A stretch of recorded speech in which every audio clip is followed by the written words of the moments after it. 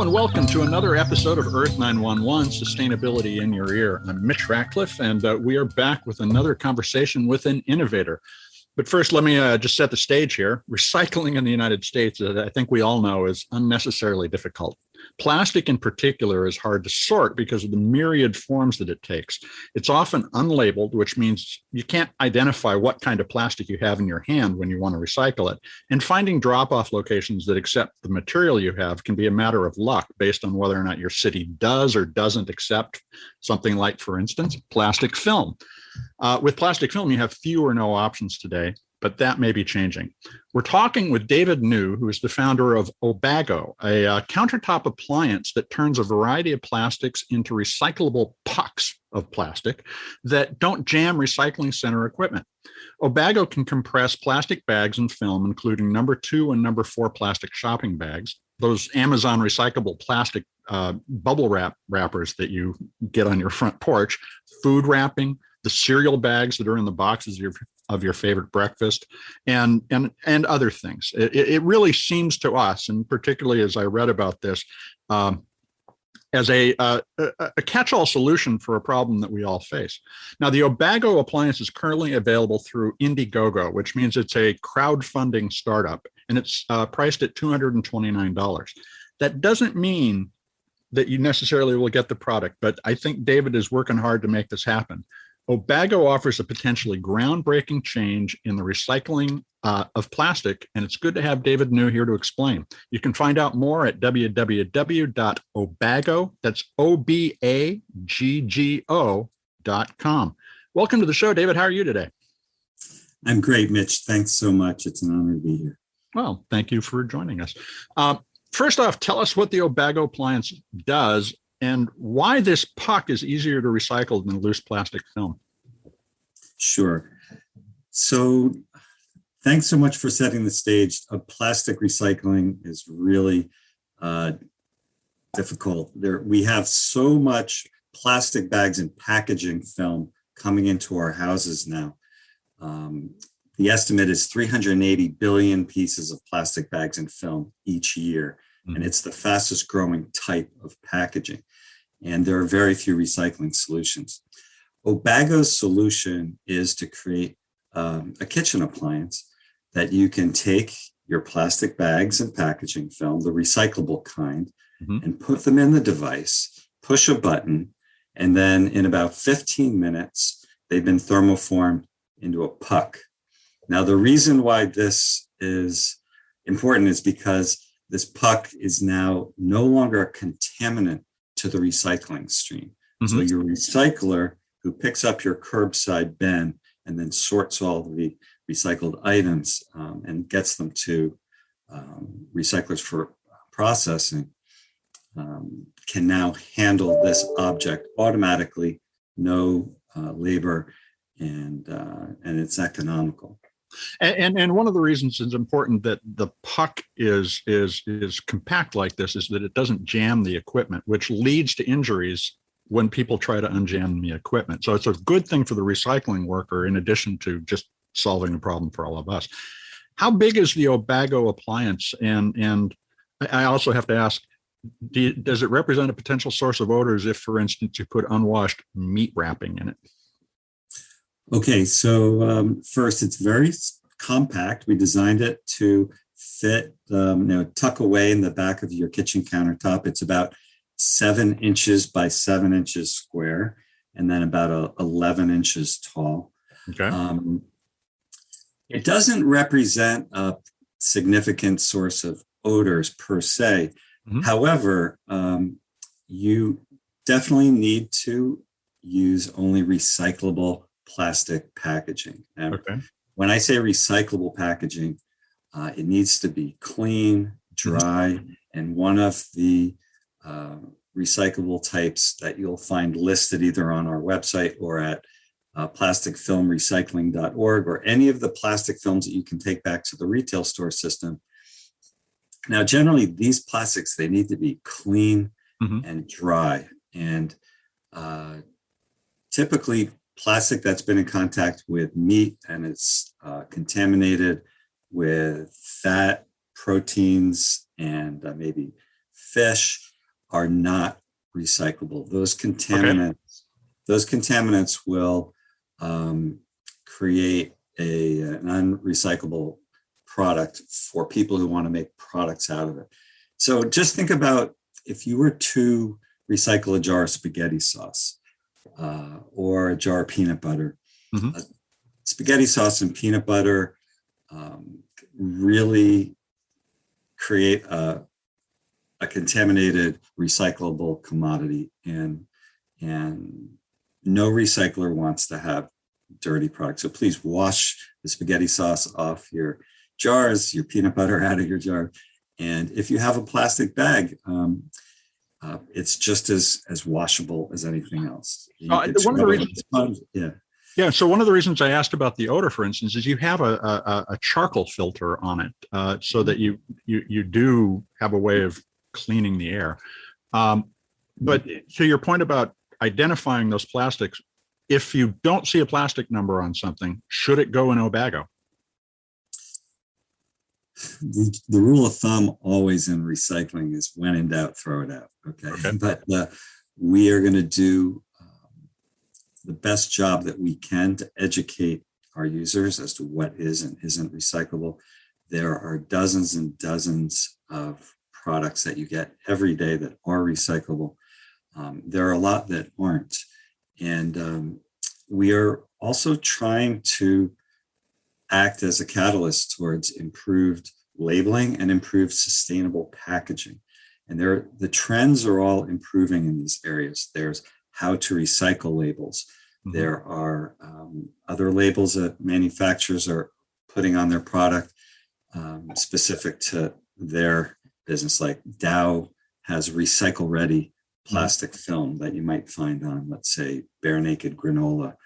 Amcor has a product called a recyclable film that you might find on Nature Valley granola bars, and it might have a slightly different label on it, but the trend is towards improved labeling and more recyclable films. So we'll do our best to educate people and also help encourage consumer packaged goods companies to improve their labeling.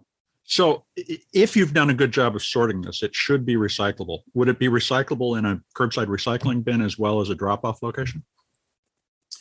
So the goal of our business is to get them conveniently recycled curbside. Mm-hmm.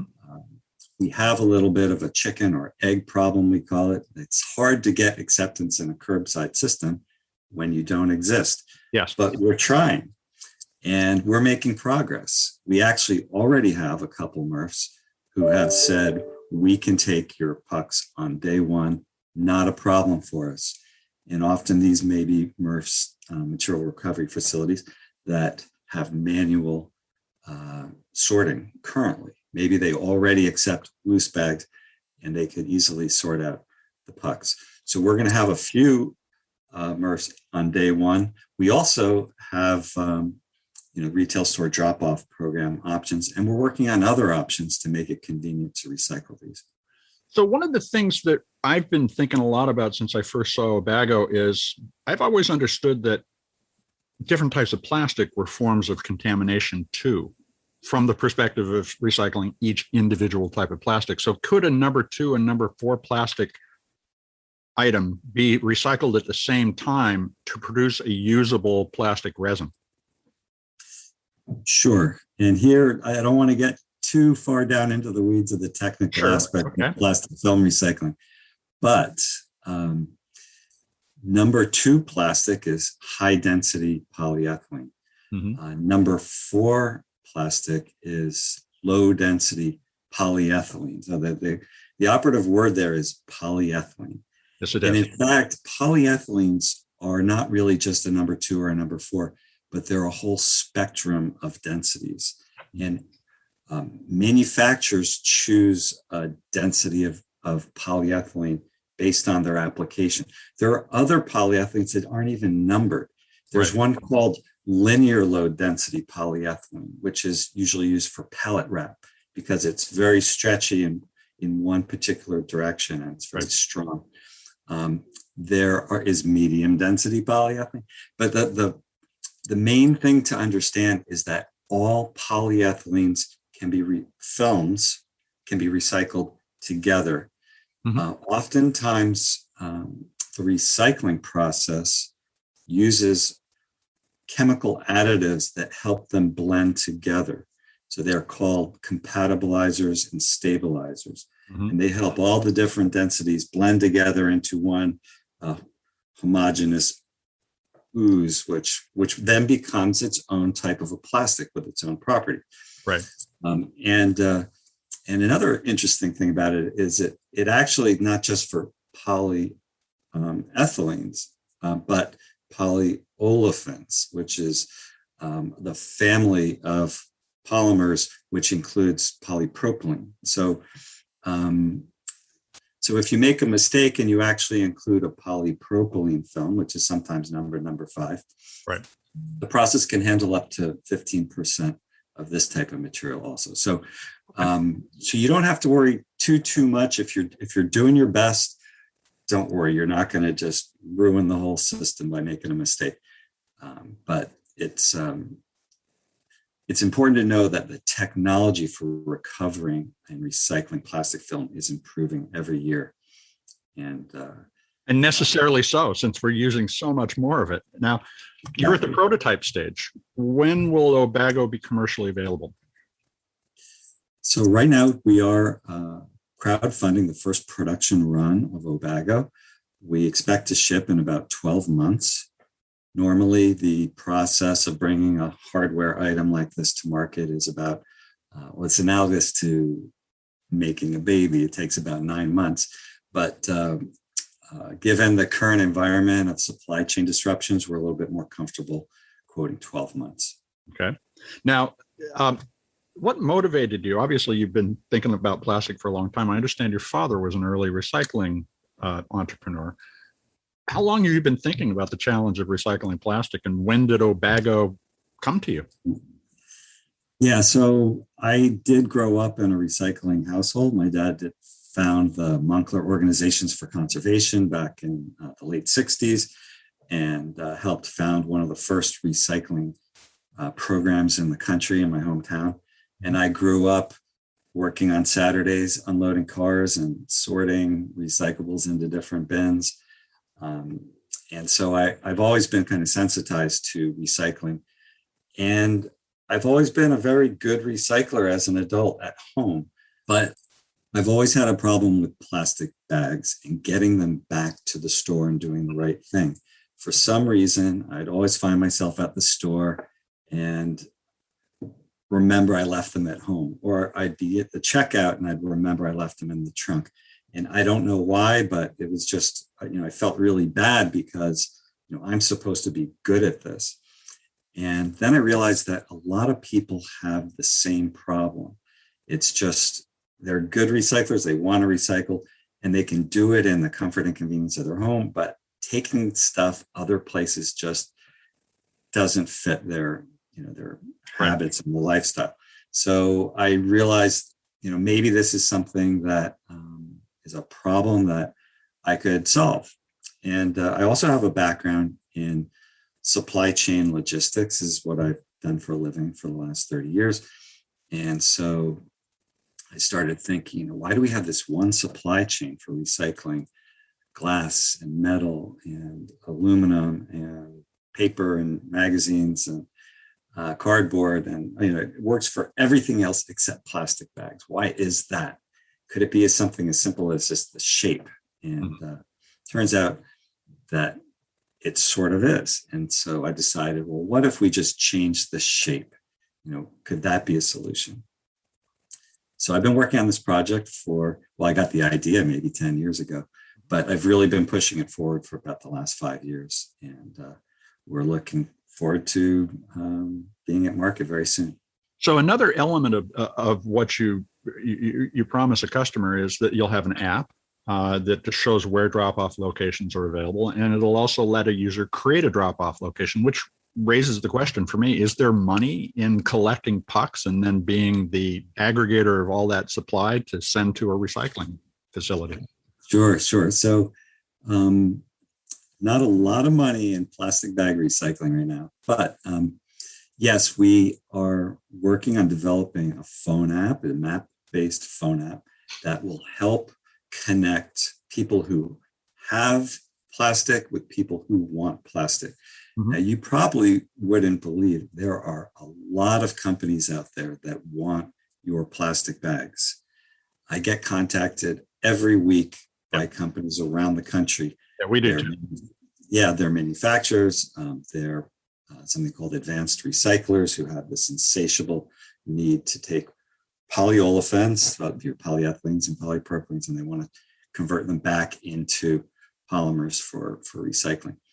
And so the idea of this phone app where you can create a drop-off location. Now that drop-off location might be you notice that your local store is not on our map. So you just can add that location. Okay. Because Sure.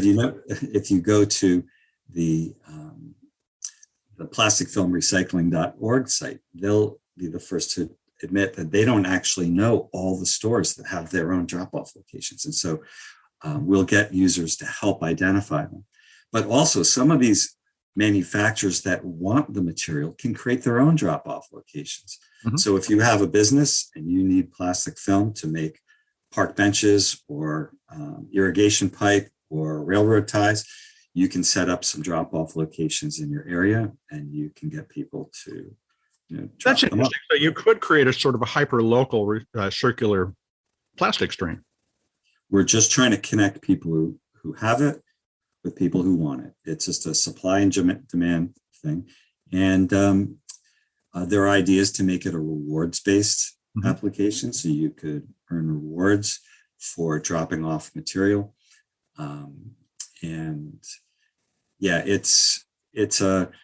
It's both an interim solution until you can just recycle it in the convenience of your curbside bin, but it's also a future solution, because why not just try to get it straight from the source to the destination? Why not just bypass the middleman? Now, one of the things you promised to do in the Boston area where you're headquartered is to collect this. This is a quote from the site. Obaggo guarantees to recycle the material to its highest and best use. How are you going to collect pucks outside of the immediate region in Boston? How would you create a network of Obaggo, a national network of Obaggo collectors so that you can follow through on that promise? Yes, certainly. We don't promise to pay for shipping everything back to us. That's it. There's economics involved in our promise. But and it's not a great idea to ship everything all over the country. It's exactly. I mean, our main goal is to get it, like I said, from people who have it to people who need it. However, there are a lot of skeptics that material actually gets recycled. They believe that, people are in the business of just greenwashing and they're going to get the material and then they're going to landfill it. But in actuality, we are trying to create a real circular economy for this material. And to the extent that our local logistics system can get the material back to us, we're trying to get all the towns in Massachusetts, for example, and in the New England area to collect this material. And we can do milk run pickups and bring it back to our warehouse efficiently and get it to recyclers. We're going to offer a lot of our early Obaggo users a free year of mail back program. They can ship it back to us. And we are going to have that reprocessed into something called post-consumer resin, and then have that post-consumer resin evaluated for what its best applications are. We'll find out what types of contaminants it contains and what products it's best used for, and make sure it gets used for those products. So that is our commitment to demonstrating that this is good material. It's a resource that's in your kitchen that people want, and we can make it back into good products. So let me ask a kind of a broader question. And also, because you're a lifelong recycling family person, you've got this interesting solution to some of the plastic recycling challenges we face. How do you suggest, as you think about this, that we rethink recycling in the United States? Where would you take the recycling system if you were put in charge today? Well, if I was in charge, I'd find it to be a very challenging problem because, the United States is a big country and it's got very diverse recycling challenges. You've got urban areas with one recycling challenge. You've got rural areas with totally different recycling challenges. However, I do believe that some very simple mechanisms could totally transform recycling. For example, let me just throw this out there, like a landfill tax, a tax on solid waste. What about, for instance, what was just taken out of the updated infrastructure bill, which was a 20-cent raw plastic per pound tax? Would something like that help? And I guess the broader question is, do you think that we need to do this at the national level, or is it something that can be distributed, private, and hyper local? Yeah, so taxes always have both the intended and the unintended consequences. Sure. And you really need economists to evaluate these things to try to anticipate what's going to happen. What I like about a landfill tax or solid waste tax is that it encourages people to divert from the waste stream. Sure. Okay. Good point. If you had a significant tax on waste, you would see incredible efforts towards reducing, reusing, and recycling to avoid that waste. And those efforts would get creative, and you'd see progress in all directions. As far as taxing plastic, I think that it is important that the cost of virgin plastic should reflect its recovery cost as well. Some people call it extended producer responsibility. But you shouldn't be able to just make a product for a penny that somebody else is going to have to pay 10 cents to clean up later. Right. And so if you burden that product with that cleanup cost up front, it does make recycled material more competitive, and manufacturers might choose recycled resin over virgin resin because it's actually cheaper.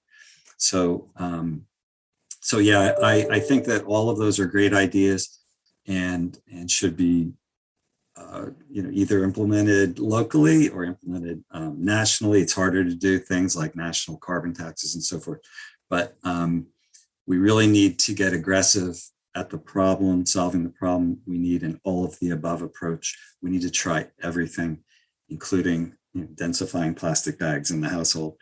And I think that, if we try all these different things, we'll eventually solve, at least a big piece of the problem. Well, we certainly agree. I mean, we've been saying more ideas, less waste now for almost 30 years. So how can our listeners get involved? Where can they order an Obaggo and think about potentially becoming a drop-off location?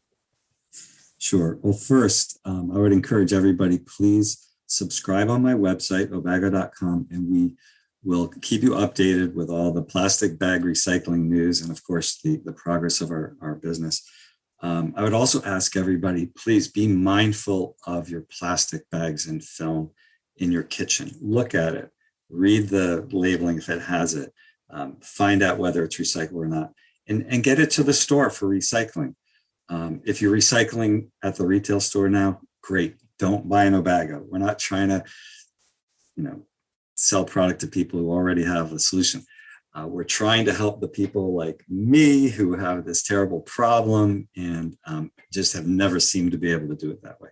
And if you want to support this project, go to our website. You'll see a link to Indiegogo where you can pre-order a device that will help support our campaign. And then after we launch, if you want to take it to the next level and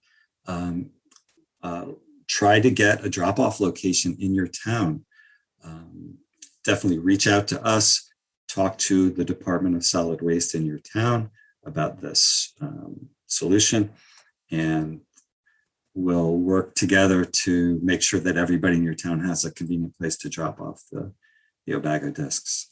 Well, I've been getting the newsletter, and it's been really useful, and it's kept me interested in this solution too. And I think I'm a pretty good recycler, but plastic film is just a major headache. And it's great to see you thinking about this, and I will be looking at my Obaggo soon. So thank you very much, David, for joining us today. Thanks so much, Mitch. It's been a real pleasure. We've been talking with David New, who's the founder of Obaggo, and you can find out more about Obaggo at www.obaggo.com. That's Obaggo with 2 G's. And this is a really interesting one. We struggle with whether or not to talk about pre-release products because several times the products have not come to fruition. But David New and his small team have done a lot of work to convince us that this is a valid solution. And we encourage you to take a good close look at this. And if you have a plastic film recycling challenge, this may be a really interesting solution. I hope you'll take time to share this and other Earth 911 podcasts with your friends, families, strangers on the street, your neighbor's dog. They might get somebody to pay attention if they bark and talk about this podcast enough. So get this idea out there. Share Obaggo, share Earth 911 sustainability in your let's change this world, not just sit here and wait for it to happen. This is Earth 911. I'm Mitch Ratcliffe. We're going to be back with another innovator interview soon. In fact, our next guest will be Paul Hawken, the author of Regeneration. We hope you'll be here to talk with him next week. So folks, take care of yourself, take care of one another, and let's all take care of this beautiful planet of ours. We'll be back soon, and have a green day.